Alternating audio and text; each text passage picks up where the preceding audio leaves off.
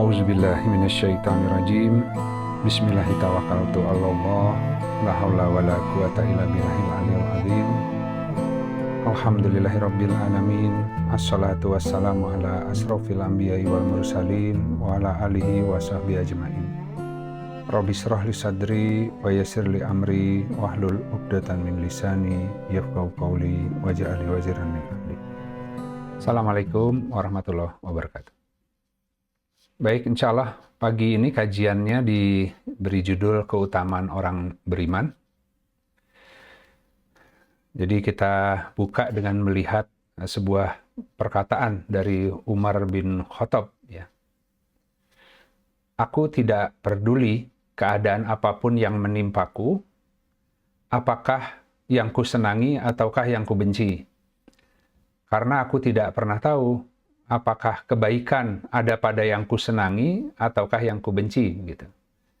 Jadi memang di Al-Quran pun Allah berfirman bahwa jika manusia itu dibiarkan sesuai keinginannya sendiri, kehendaknya sendiri, maka celaka semuanya gitu. Nah tapi ya Alhamdulillah Allah itu maha pengatur, ya. Allah maha mengkadar.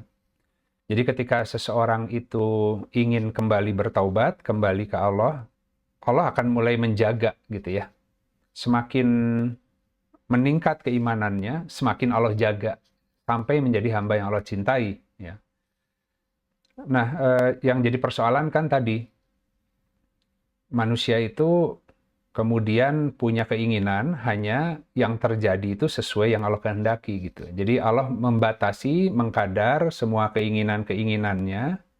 Ketika seseorang berserah diri dan ingin diatur hidupnya oleh Allah, maka hal-hal yang tidak baik yang dia kejar sesuai dengan pemikiran dan keinginannya sendiri Allah batasi dengan takdir. Nah, tapi seringkali manusia kemudian marah dengan takdir, ya. Kemudian melihat orang lain dan membanding-bandingkan, kemudian buruk sangka kepada Allah gitu.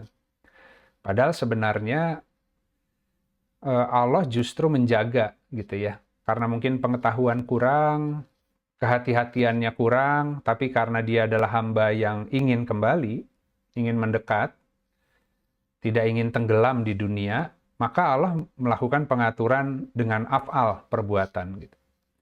Nah sehingga di Al-Quran pun dikatakan bahwa bisa jadi engkau menyukai sesuatu padahal itu buruk bagimu. Gitu. Dan bisa jadi engkau membenci sesuatu atau tidak menyukai sesuatu, padahal di sana banyak kebaikan bagimu gitu. Sehingga yang terjadi bagi seorang beriman itu Allah akan memasukkan ke takdir-takdir yang sebenarnya akan memperbaiki hidupnya. Meskipun bentuknya itu kelihatan pahit ya. Karena kan penyakit yang ada di dalam dada manusia itu kadang-kadang harus diobati dengan diberi takdir yang keras gitu. Karena kalau enggak, manusia akan terus melenceng dan mengikuti seruan syaitan. Nah, kemudian kita lihat, ini sebagai ayat pembuka, ya. A'udzubillahi minasyaitonirrajim. Bismillahirrahmanirrahim. Di Quran surat Al-Baqarah, ayat 117. Allah pencipta langit dan bumi.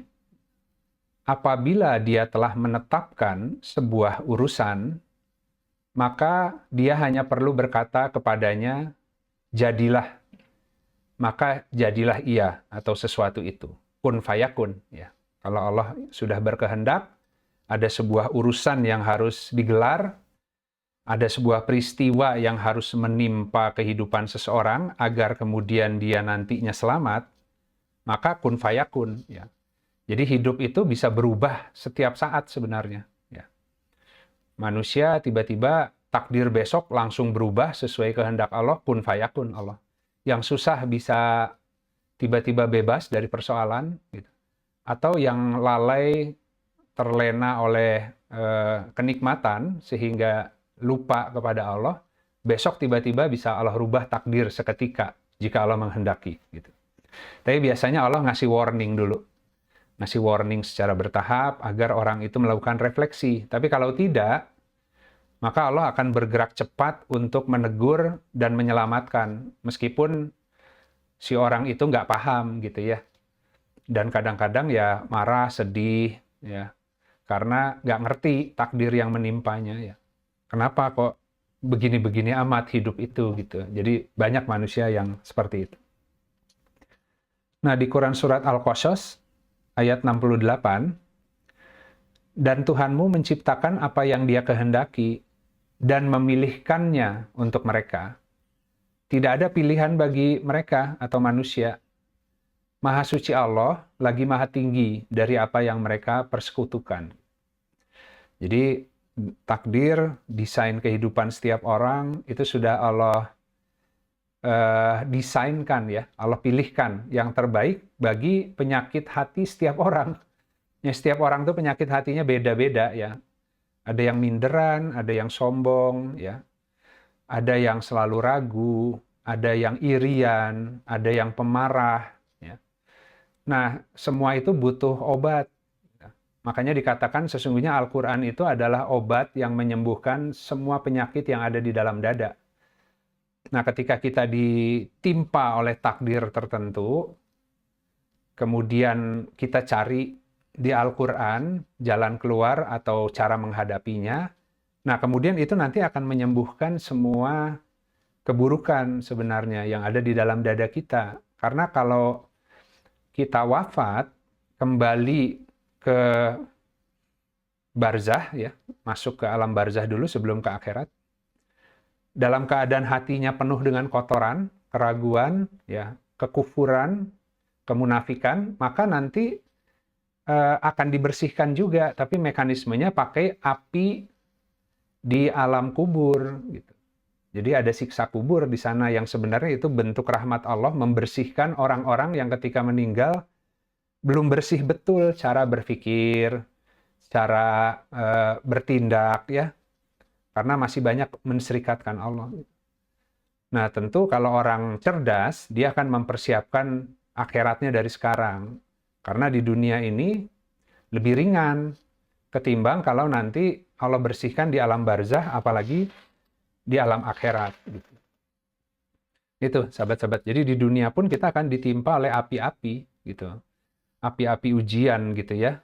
Sehingga ketika ada penyakit di dadanya, panas di dadanya itu kan. Kalau orang sombong dan tadi merasa ujub, ria, ingin dipandang oleh makhluk, ketika ada orang di luar yang menyampaikan sebuah kalimat dan agak menyinggung harga dirinya, panas gitu. Nah itu sebenarnya ada penyakit, makanya panas dia gitu. Karena kalau orang nggak sombong, nggak peduli apa yang orang katakan gitu kan ya, dia berlaku lurus saja, maka mau dihina, mau diomongin apapun oleh orang di luar, hatinya tetap tenang karena memang nggak ada penyakitnya ya. Ya dia kalau benar yang dikatakan orang ya dia refleksi, dia rubah, dia berusaha merubah.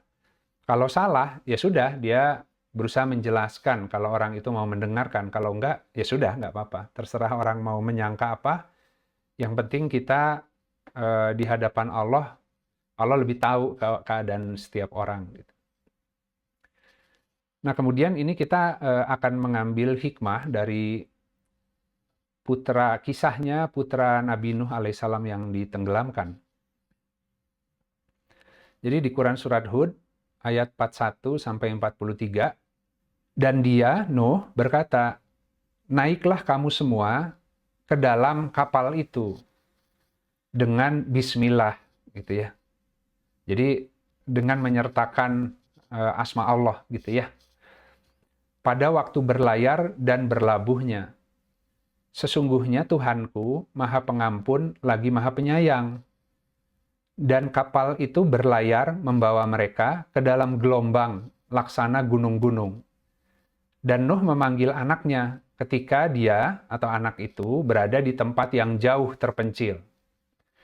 Wahai anakku, naiklah ke dalam kapal bersama kami dan janganlah engkau bersama orang-orang yang mendustakan. Kemudian anaknya menjawab, aku akan mencari perlindungan kepada gunung yang dapat menghindarkan aku dari air bah. Kemudian Nuh berkata, tidak ada yang bisa melindungi kita dari amr Allah pada hari ini gitu. Kan tadi jika Allah sudah hendak menetapkan sebuah urusan, amr atau perintah pada hari ini, ya. Jadi tidak ada yang bisa melindungi kita dari amr Allah pada hari ini selain Allah yang Maha Penyayang. Dan gelombang menjadi penghalang antara keduanya. Maka dia, anak itu, termasuk orang-orang yang ditenggelamkan. Ya, na'udzubillah min zalik ya. Jadi ketika berlaku ketetapan Allah terhadap peristiwa yang menimpa kita, kalau kita berlindung kepada selain Allah, kita akan pasti tenggelam, gitu sahabat-sahabat. Jadi takdir itu akan datang sesuai yang Allah kehendaki menimpa seseorang. Ada sesuatu yang harus dibaca, gitu ya. Allah tidak ingin membuat manusia menderita, hanya itu berupa obat tadi, karena kalau tidak diberikan pengingat-pengingat dalam kehidupan, manusia itu justru akan semakin terperosok ya dan tenggelam di bumi gitu. Nah, makanya di sana harus berserah ke Allah. Kita lanjut. Kemudian di Quran surat Hud di ayat 45 sampai 46-nya, dan Nuh menyeru kepada Robnya sambil berkata, "Ya Robku, sesungguhnya dia adalah anakku, termasuk dari keluargaku, dan janjimu itu pasti benar. Dan engkau adalah hakim yang paling bijaksana." Kemudian Allah berfirman, "Wahai Nuh, sesungguhnya dia bukanlah termasuk keluargamu. Sesungguhnya dia adalah amalanmu yang tidak soleh." Gitu ya. Oleh sebab itu, janganlah engkau meminta sesuatu kepadaku yang tidak engkau ketahui hakikatnya, atau tidak punya ilmunya gitu. Aku menasehatimu agar engkau tidak termasuk orang-orang yang bodoh. Gitu.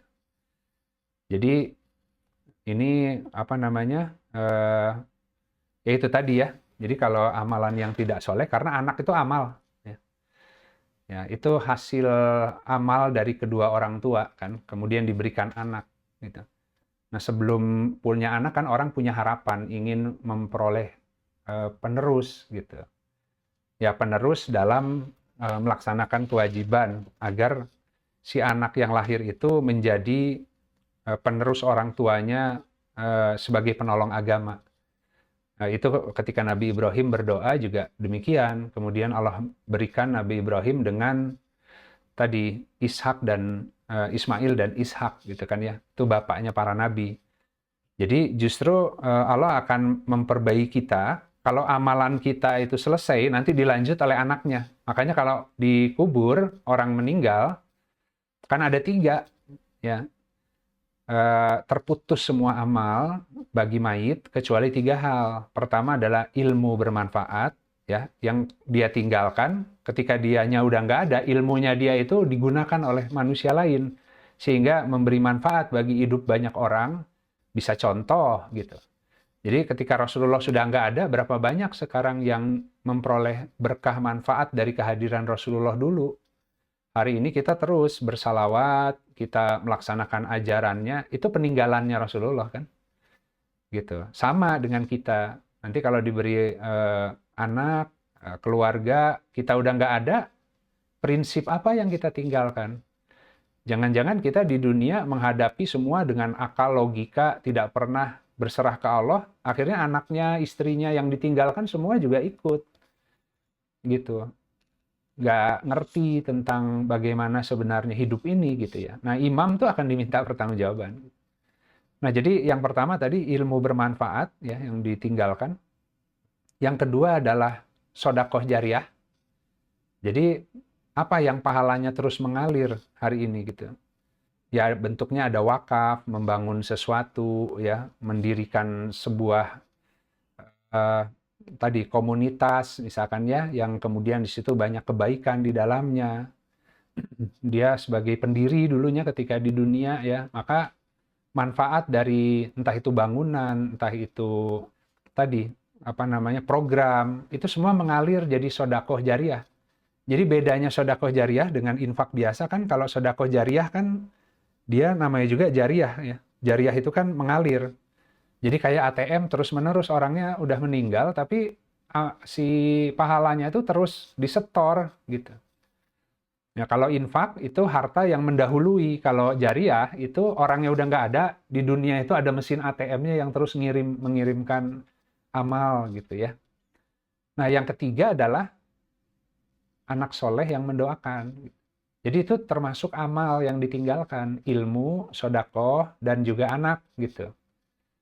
Nah, jadi di sini dikatakan bahwa sesungguhnya dia bukan termasuk ahlimu, keluargamu, tapi dia adalah amalanmu yang tidak soleh. Yang tidak soleh, mau anak, mau amalan kita, maka itu jadi tidak punya manfaat nantinya gitu. Ya, manfaatnya hanya ketika di dunia aja punya anak gitu. Punya anak sukses, pekerjaannya bagus gitu kan ya. Bisa nyenengin orang tuanya secara materi, tapi ketika meninggal nggak dapat manfaat apa-apa dari anaknya. Bisa begitu. Nah, itu yang kita harus hati-hati. Jadi, kenapa kemudian si anak itu atau amal itu ditenggelamkan oleh Allah? Karena amal itu semata-mata pakai akal logika. Karena kan tadi berlindung ke gunung ketika ada urusan itu. Dia nggak pernah mengembalikan ke Allah, bertanya. Ketika ada takdir, peristiwa yang menimpa hidupnya, akal logika dipakai, tapi kemudian tetap dia juga harus bertanya ke Allah. Jangan-jangan akal atau pikiran dia ada yang salah. Gitu. Nanti Allah akan kasih, bisa sesuai akalnya solusinya itu. Bisa di luar akalnya solusinya kan. Jadi kan tadi, mana yang lebih baik, itu Allah yang tahu. Nah, jadi ini pelajaran yang diambil ya, secara ringkas, bahwa dari kisah putra Nabi Nuh yang tenggelam, secara lahiriah, yang menenggelamkannya adalah banjir, memang air gitu. Tapi secara batin, ia itu karam atau tenggelam karena terhalang dari Allah. Gitu. Sehingga tidak mampu menghadapi gelombang takdir.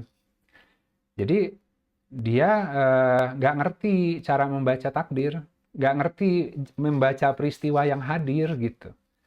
Hanya berpegangan pada gunung-gunung. Ya, ada saatnya ujian itu bahkan akal tuh nggak ada yang mampu gitu. Bahkan Nabi Musa pun ketika naik ke atas gunung ingin bertemu dengan Allah, ingin melihat Allah, maka jatuh pingsan, gunung hancur gitu kan, baru bisa berkata-kata dengan Allah. Jadi Allah itu dibalik akal, gitu. Akalnya dipakai sampai batas tertentu, tapi setelah itu ditawakalkan.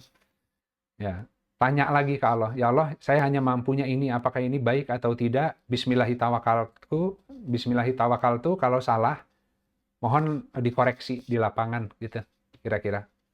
Jadi gunung adalah simbol akal manusia yang sangat terbatas. Ya, ngerti sih matematika, fisika, ya, tapi nggak ngerti tentang kehidupan, tentang alam barzah, tentang Shirotol Mustaqim, nggak ngerti, ya, tentang ujian, ya, hikmah di balik ujian, nggak ngerti, gitu. Dia hanya sains, teknologi, gitu ya, metode barangkali ya. Jadi gunung simbol akal, lautan simbol dunia, kapal itu adalah simbol bahtera agama, gitu. Jadi kita naik di atas tadi prinsip-prinsip pengajaran Allah untuk mengarungi kehidupan, bukan menggunakan akal terbatas.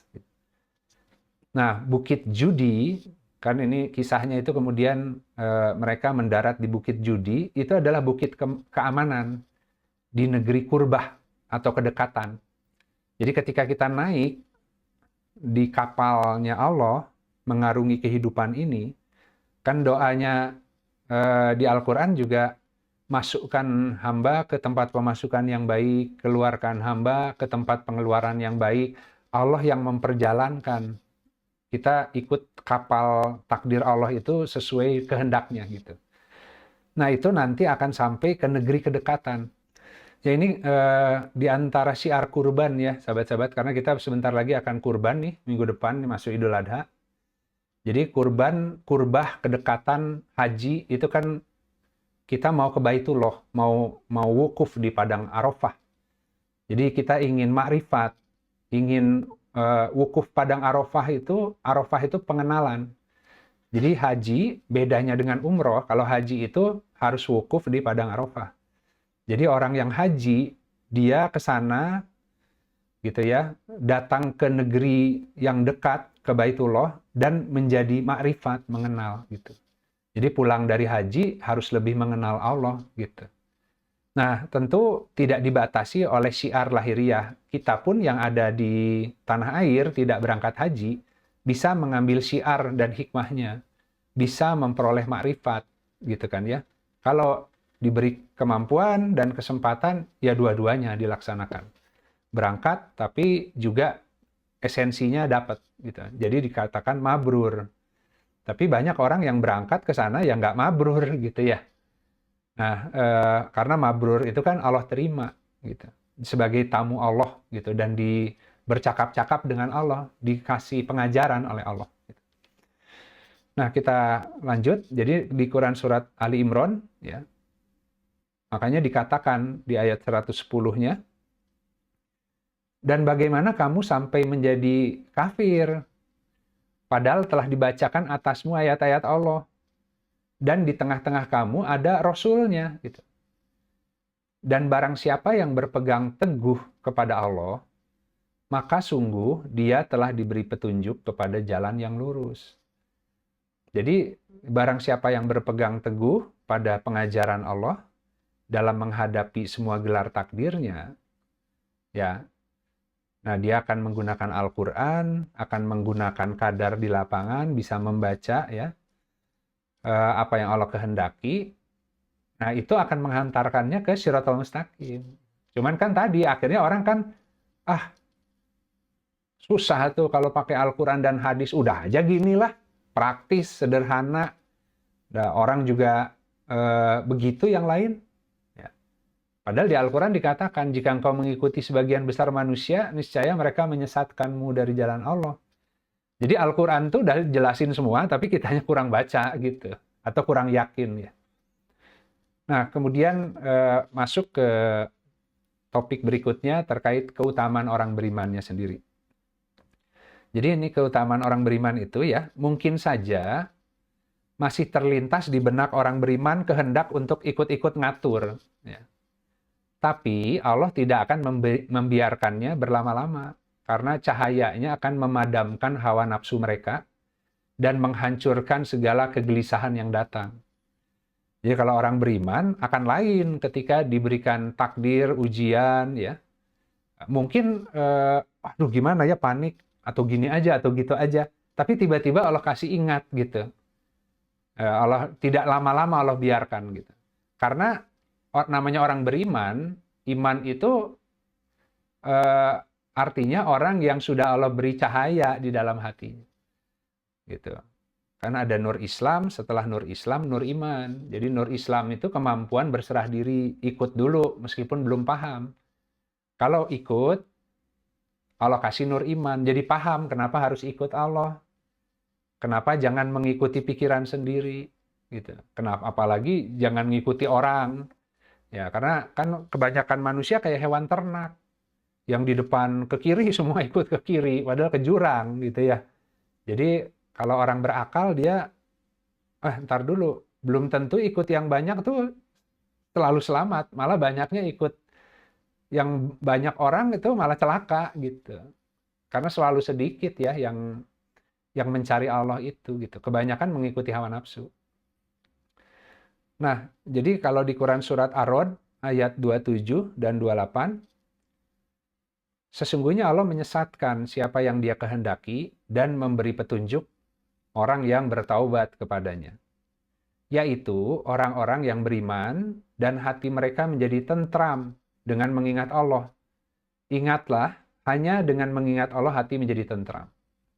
Kan tadi terlintas macam-macam kepanikan, jalan keluar sesuai dengan pikirannya sendiri. Tapi setelah itu mereka ingat Allah. Seketika kemudian mereka diberikan ketenangan untuk melihat ini sebenarnya persoalannya gimana sih? Gitu, supaya tidak salah menyimpulkan gitu. Karena Allah kasih petunjuk di hatinya gitu kan. Nah, kemudian kita lihat di Quran surat Al-Baqarah ayat 257. Allah pelindung orang yang beriman. Dia mengeluarkan mereka dari kegelapan kepada cahaya. Dan orang-orang yang kafir, pelindung-pelindungnya adalah syaitan. yang mengeluarkan mereka dari cahaya kepada kegelapan. Mereka adalah penghuni neraka, mereka kekal di dalamnya. Kemudian di Quran Surat Al-Anbiya ayat 18, sebenarnya kami melemparkan yang hak kepada yang batil, lalu yang hak itu menghancurkannya.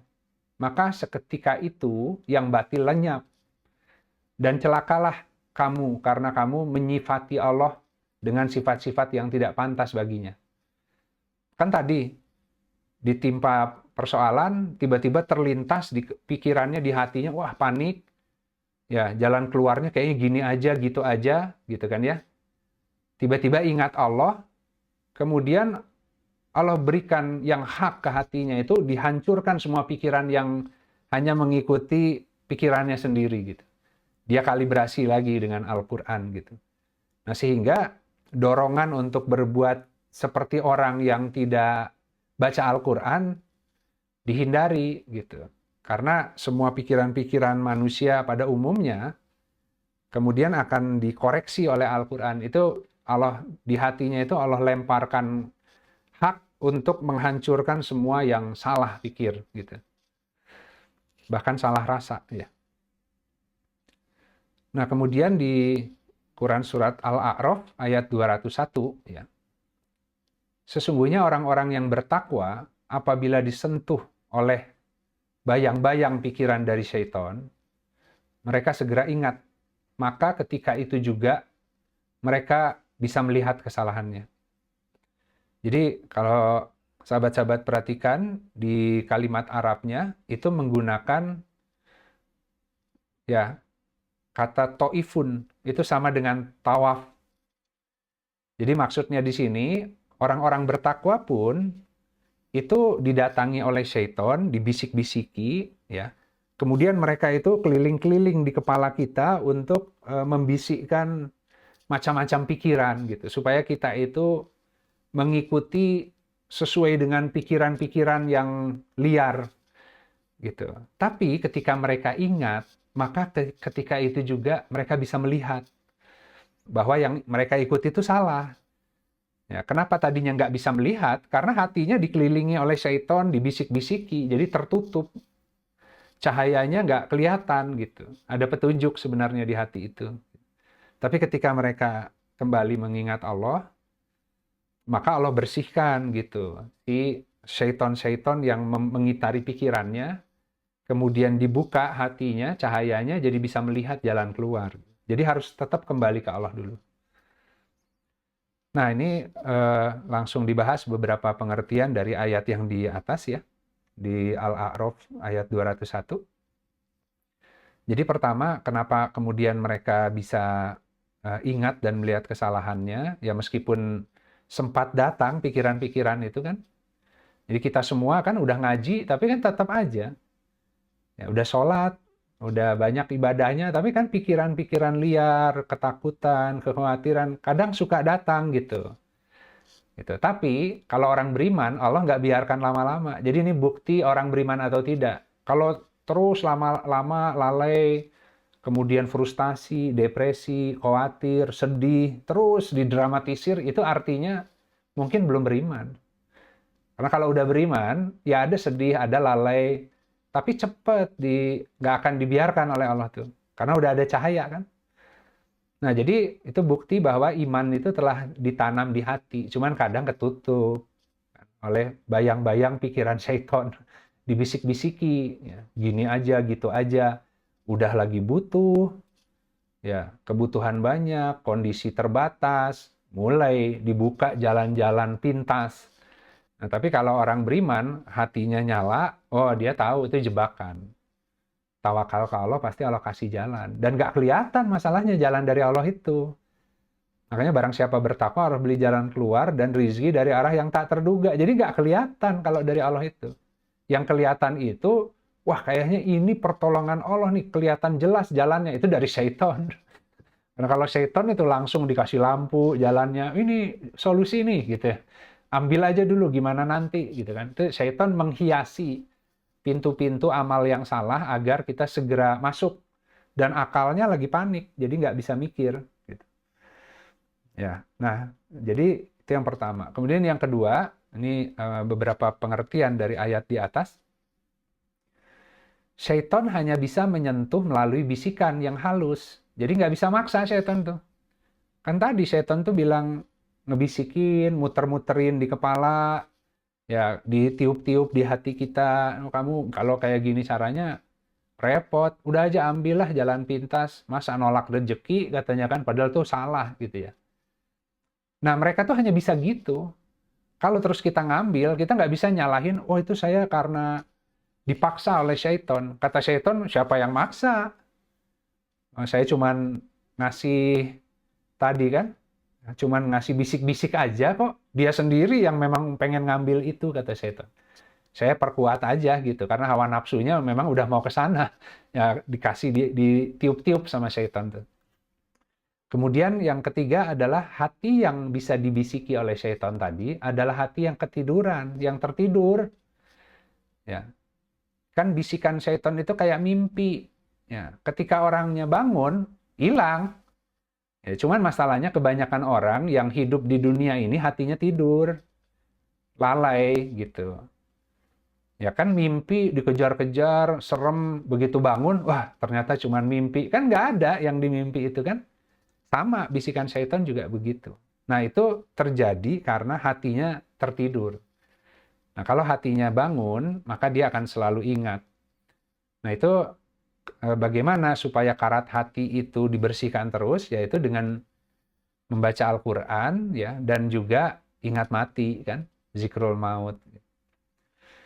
Nah, kemudian zikir yang dimaksud adalah hati yang ingat, bukan sekedar zikir yang lisan.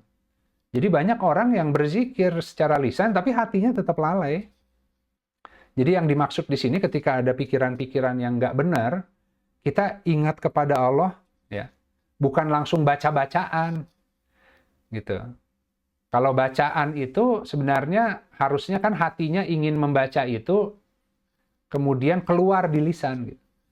Kalau kita kan masuk ke tempat yang serem, baca-baca ayat kursi, gitu kan ya.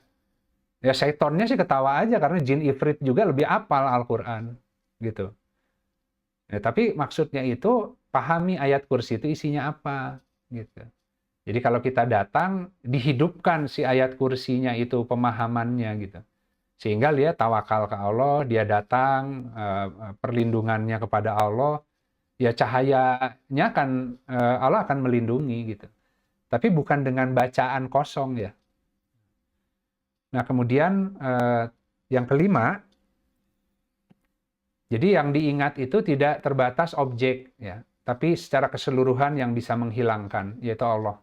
Jadi biasanya orang, waduh, ingat tuh hanya takut dosa, takut neraka, ya, enggak terbatas itu. Tapi ingat bahwa yang bisa menghilangkan kegundahan hati, pikiran yang salah itu hanya Allah, gitu.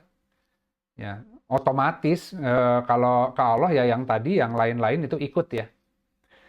Nah kemudian tadi mereka yang keenam ya, jadi mereka bisa melihat kesalahannya, tapi setelah dibuat ingat dulu. Kan tadi sebelumnya ketutup cahayanya. Jadi bukan melihat dulu baru ingat gitu. Ketika ada kekhawatiran di hati, kita jadi gundah, ya, kita ingat Allah dulu, istighfar dulu, gitu. Baru dari situ Allah perlihatkan kenapa kamu gundah, karena kamu salah mikir, gitu. Jadi ketahuan kenapa gundah hatinya, karena ada pemikiran yang salah, gitu. Gitu. Jadi orang akan bisa melihat kalau dibuat ingat dulu oleh Allah. Nah, jadi meski ada lintasan, tapi mereka ingat segera mohon ampun dan kembali bertobat. Karena untuk mereka diwajibkan pakaian takwa. Meskipun lintasannya banyak, hampir tergelincir, tapi karena sudah Allah pakaikan pakaian takwa, dimudahkan untuk segera mohon ampun dan kembali meluruskan niat untuk kembali kepada Allah. Makanya kan tadi orang-orang yang bertaubat kan, yang diberi petunjuk itu, gitu. Karena kalau nggak mau kembali ke Allah, buat apa petunjuk? Kan petunjuk buat kembali, buat mendekat. Ya, kalau kita kan mohon petunjuk supaya bisnis laku. Kalau bisnisnya laku ternyata menjauhkan dari Allah, kan bukan petunjuk namanya. Gitu. Jadi petunjuk itu adalah segala sesuatu yang mendekatkan kita kepada Allah. Gitu. Jadi Allah akan berikan selama itu memang mendekatkan dia kepada Allah. Nah, kemudian macam-macam kalau tingkatan orang bertakwa itu. Ada tadi yang langsung bisa melihat, ya, karena dia terus-menerus dibuat ingat. Jadi orang-orang yang hatinya berzikir pagi dan sore hari dan tanpa henti, gitu. Dia selalu ingat kepada Allah. Nah, itu kita berlatih ke sana, tapi itu Allah yang kasih, gitu ya. Nah, jadi karena dia hatinya berzikir terus, dia selalu bisa melihat, mengkoreksi, menghisap kalau ada pemikiran, ada rasa yang salah, ditimpa sesuatu sedih, takut, langsung astagfirullah. Kenapa ya harus sedih? Kenapa harus takut? Udah sering kok ngalami, udah sering kok tawakal ke Allah, tiba-tiba ada aja jalan keluar. Kok jadi ragu lagi ya? Aduh, nih saya salah nih gitu ya. Nah, dia dibuat ingat gitu ya. Nah, ada juga yang lupa sesaat baru ingat tadi gitu kan ya. Jadi ada yang terus-menerus waspada gitu karena hatinya itu terus berzikir. Ada yang lupa tapi cepat diingetin gitu. Itu beruntungnya orang beriman. Kalau nggak beriman sih lupa terus gitu. Nah, jadi sasaran bisikan syaitan itu kan kehawa nafsu yang ada di dalam dada kita. Pagarnya adalah tingkat keyakinan dan beda-beda tingkat keyakinan orang. Ya, ada yang yakin ilmu, yakin dengan yang dibaca dulu, yakin karena bisa melihat kebenaran dari apa-apa yang Allah ajarkan. Atau yakin karena kesadaran memang sudah membuktikan, hakul yakin. Nah, itu mungkin sahabat-sahabat yang bisa di-share hari ini terkait dengan keutamaan orang beriman.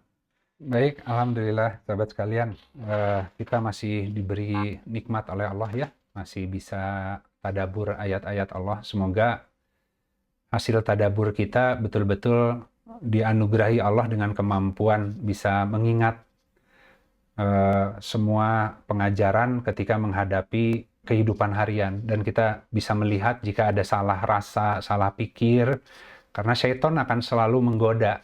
Nah, jadi kalau ditimpa sesuatu, kaidah Al-Qur'annya, diam dulu, perhatikan secara seksama agar engkau memperoleh rahmat. Nah, kemudian jika paham apa yang Allah bacakan kepada kita, maka ikuti bacaannya. Yaitu jalan keluarnya ada di Al-Qur'an maksudnya. Nah, itu bagian dari petunjuk agar apapun takdir yang menimpa kita, itu buahnya akan selalu kebaikan. Mau kadang itu sesuatu yang kita merasa senang atau tidak, karena tadi yang dikatakan Umar, aku tidak tahu mana yang terbaik. Nah, bisa jadi kadang-kadang yang nggak disukai itu adalah yang baik buat kita, karena Allah yang lebih tahu. Baik, sahabat sekalian, terima kasih. Yang hak dari Allah, yang batil dari saya pribadi. Jika ada hal-hal yang kurang tepat, semoga Allah menggantikan dengan ilmu yang lebih hak. Mari kita tutup kajian siang ini dengan beristighfar kepada Allah dan kita akhiri dengan doa kafaratul majlis. Astagfirullahaladzim, alladzi la ilaha illa huwal hayyul qayyum, wa atubu ilaik. Subhanakallahumma rabbana wa bihamdika asyhadu alla ilaha illa anta astaghfiruka wa atubu ilaik. Subhana rabbika rabbil izzati amma yasifun, wassalamun alal mursalin, walhamdulillahi rabbil alamin. Wassalamualaikum warahmatullahi wabarakatuh.